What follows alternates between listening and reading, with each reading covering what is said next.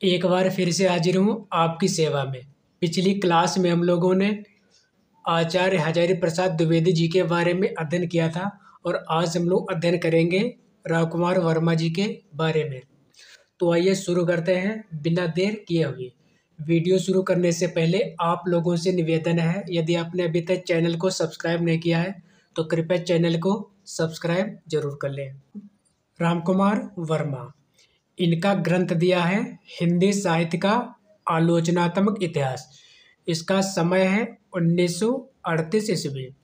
संपूर्ण हिंदी साहित्य को 4 कालखंडों में विभक्त किया गया है जो निम्न है।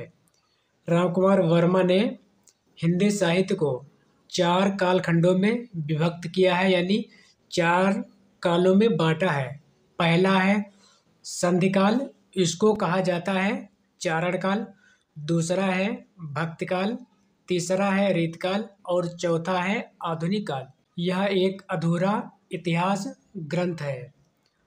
साथियों, यह प्रश्न कई बार पूछा गया है कि रामकुमार वर्मा का ऐसा कौन सा ग्रंथ है जो अपूर्ण यानी अधूरा है। तो वह है हिंदी साहित्य का आलोचनात्मक इतिहास।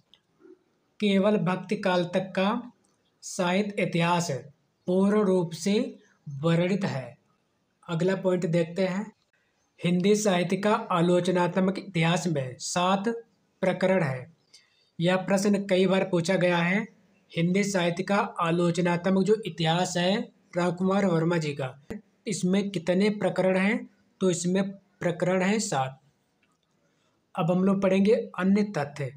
राम कुमार वर्मा ने अपने इतिहास ग्रंथ में संतों की लंबी सूची प्रस्तुत की है। भक्त काल को संत काव्य, राम काव्य, संत काव्य व कृष्ण काव्य में विभाजित किया है। अगला पॉइंट है सिद्ध साहित्य का निर्माण बौद्ध धर्म में उत्पन्न विकृतियों के कारण माना है। अगला पॉइंट है अमीर खुसरो को अवधि का पहला कवि माना है राम कुमार वर्मा ने। यह प्रश्न कई बार पूछा गया है कि अमीर खुसरो को अवधि का पहला कवि किसने माना है? तो राम कुमार वर्मा ने माना है। अब देखते हैं अगला पॉइंट। अगले कवि हैं गणपति चंद्र गुप्त। इनका ग्रंथ दिया है हिंदी साहित्य का वैज्ञानिक इतिहास। समय है 1965 ईस्वी। संपूर्ण हिंदी साहित्य को 4 भागों में विश्लेषित किया गया है जो निम्नवत है। यानी जो हिंदी साहित्य का इतिहास है उसको गणपति चंद्र गुप्त ने 4 भागों में बांटा है। पहला है प्रारंभिक काल, इसका दूसरा नाम है उन्मेष काल।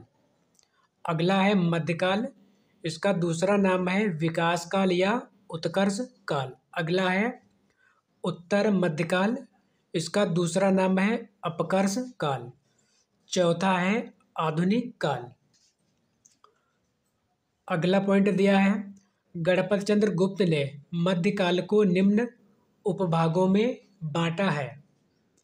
धर्माश्रित काव्य, राज्याश्रित काव्य, लोकाश्रित काव्य। अगला पॉइंट देखते हैं गणपति चंद्र गुप्त ने आधुनिक काल के निम्न उपभाग किए। भारतेंद्र युग, फिर द्विवेदी युग, छायावाद, प्रगतवाद व प्रयोगवाद। अब हम लोग पढ़ेंगे हिंदी साहित्य का बृहत इतिहास। समय दिया है 1953 ईस्वी।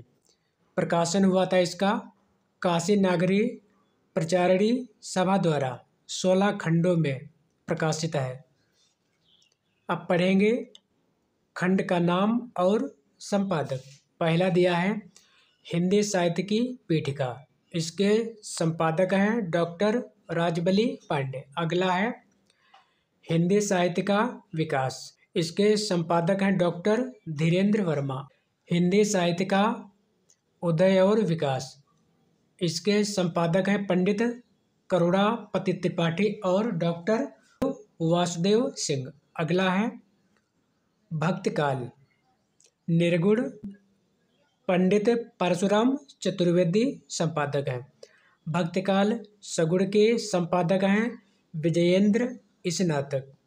अगला है रीतकाल, रीतिबद्ध के संपादक हैं डॉक्टर नगेंद्र। रीतकाल रीतिमुक्ति, के संपादक हैं डॉक्टर भगीरथ मिश्र। हिंदी साहित्य का अभ्युत्थान, इसके संपादक हैं डॉक्टर विनय मोहन शर्मा। अगला है हिंदी साहित्य का परिष्कार, इसके संपादक हैं सुधाकर पांडे। हिंदी साहित्य का उत्कर्ष, इसके संपादक हैं डॉक्टर नगेंद्र। अगला खंड है हिंदी साहित्य का उत्कर्ष नाटक, इसके संपादक डॉक्टर सावित्री सिन्हा और डॉक्टर दशरथ ओझा। अगला खंड है हिंदी साहित्य का उत्कर्ष कथा साहित्य, इसके संपादक हैं डॉक्टर निर्मला जैन। अगला है हिंदी साहित्य का समालोचन यानी निबंध एवं पत्रकारिता, इसके संपादक हैं लक्ष्मी नारायण सुधांशु। अगला है हिंदी साहित्य का अद्यतन काल, इसके संपादक हैं डॉक्टर हरवंशलाल शर्मा और डॉक्टर कैलाश चंद्र भाटिया। अगला है अंतर भारतीय हिंदी साहित्य, इसके संपादक हैं डॉक्टर नगेंद्र।